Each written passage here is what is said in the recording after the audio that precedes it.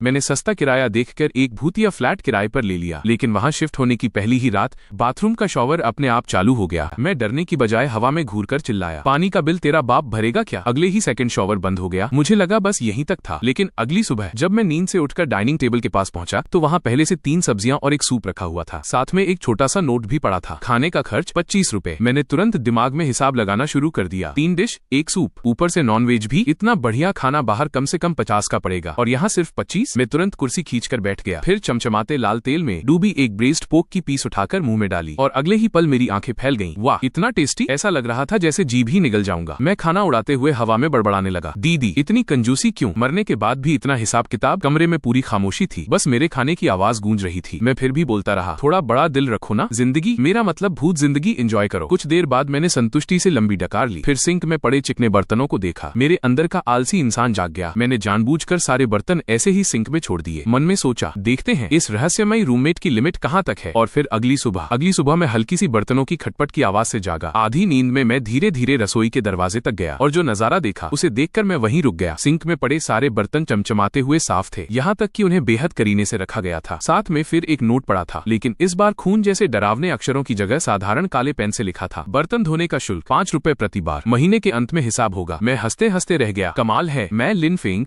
20 साल की जिंदगी में पहली बार इतना सिद्धांतों वाला भूत देख रहा हूँ। अब मेरी जिद पूरी तरह जाग चुकी थी। मुझसे खेल खेलना है, ठीक है, आजा। उस रात मैंने जानबूझकर कूड़े का भरा हुआ बैग दरवाजे के बीचों बीच रख दिया। आधा रास्ता ही बंद हो गया था। मैं मन ही मन बोला, अगर हिम्मत है तो इसे भी फेंक कर दिखाओ। लेकिन अगली सुबह कूड़े का बैग सच में गायब था एंड दरवाजे पर एक स्टिकी नोट चिपका हुआ था, कचरा फेंकने की फीस 10 रुपए। मैं कुछ सेकंड तक नोट को घूरता रहा, फिर हंस पड़ा। एक रात में देर तक ओवर टाइम करके लगभग मरा हुआ घर लौटा। पूरा शरीर थकान से टूट रहा था। मैं अंधेरे में दीवार टटोलते हुए लाइट ऑन करने ही वाला था कि तभी लिविंग रूम की लाइट अपने आप जल उठी। रोशनी बहुत हल्की एंड आरामदायक थी, न तेज न चुभने वाली। उस पल दिल के किसी कोने में अचानक हल्की गर्माहट महसूस हुई, लेकिन अगले ही सेकंड लैम्पशेड से एक कागज फड़फड़ाता हुआ नीचे गिरा। उस पर लिखा था, तुम्हारे लिए लाइट छोड़ी थी, बिजली का बिल अलग से जोड़ा जाएगा। अभी जो थोड़ी भावुकता आई थी वो बिजली का बिल अलग वाले शब्दों ने तुरंत तोड़ दी। मैंने छत की तरफ देखते हुए आंखें घुमाई। बस ऐसे ही हमारी अजीब सी भूत एंड इंसान वाली जिंदगी चलती रही। दिन गुजरते गए एंड धीरे धीरे मुझे अपनी इस भूत रूममेट के बारे में काफी कुछ समझ आने लगा। उसका नाम था सू वानशिंग एंड उसे सफाई का जबरदस्त ऑब्सेशन था। मैं अपनी अंडरवियर फर्श पर फेंक देता था, लेकिन अगली सुबह वो खुद ब खुद वॉश बेसिन में पहुंच जाती। उसे सफाई का खतरनाक लेवल का OCD था। मेरी बुकशेल्फ पर अगर एक भी किताब ऊंचाई के हिसाब से लाइन में ना हो तो अगले दिन सब परफेक्टली सेट मिलती। उसकी कुकिंग शानदार थी, लेकिन गंदगी से उसे बेहद नफरत थी। मैंने बस एक बार बोल दिया, आज सब्जी थोड़ी नमकीन है, एंड उसने लगातार 3 दिन तक मुझे सिर्फ फीका उबला टोफू खिलाया। वो सिर्फ साफ सुथरी ही नहीं, बहुत जहरीली जुबान वाली भी थी। एक बार मैंने सेल में खरीदी हुई शर्ट पहनकर आईने के सामने पोज मारा। कुछ सेकंड बाद आईने पर पानी की